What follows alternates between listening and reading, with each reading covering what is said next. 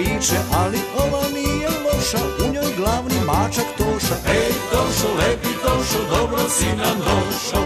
Ej Tošo, lepi Tošo, dobro si nam došao. Naš je Toša bojem bio, mačkice je zavodio, imao je dobru žvaku, ljubio je mačku svaku. Ej Tošo, lepi Tošo, dobro si nam došao. Ej Tošo, lepi Tošo, dobro si nam došao.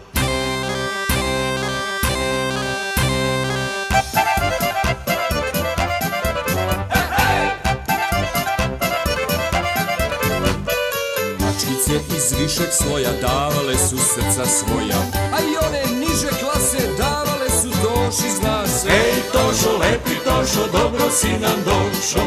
Ej Tošo, lepi Tošo, dobro si nam došao. Ako uvek u životu nešto pokvari lepotu, Toša dobi konkurenta, pojavi se mačak Glenta. Ej Tošo, beži Tošo, sad je Glenta došao.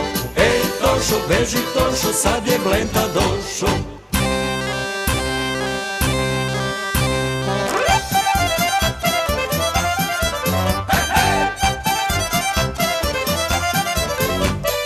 Vozio je brza kola, kupio je grada pola, oko njega lepotice, cice, mace i mačkice. Ej Tošo, beži Tošo, sad je Glenta došao.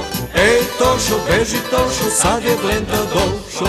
Peđa Kajla i Daljinac beše pravi omladinac, oko njega bulumenta, sad je glavni mačak Blenta. Ej Tošo, beži Tošo, sad je Glenta došao. Ej Tošo, beži Tošo, sad je Glenta došao.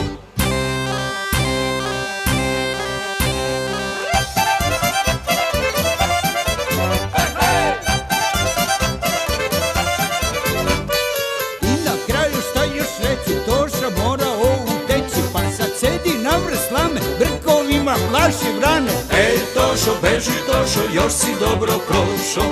Ej Tošo, beži Tošo, još si dobro prošao.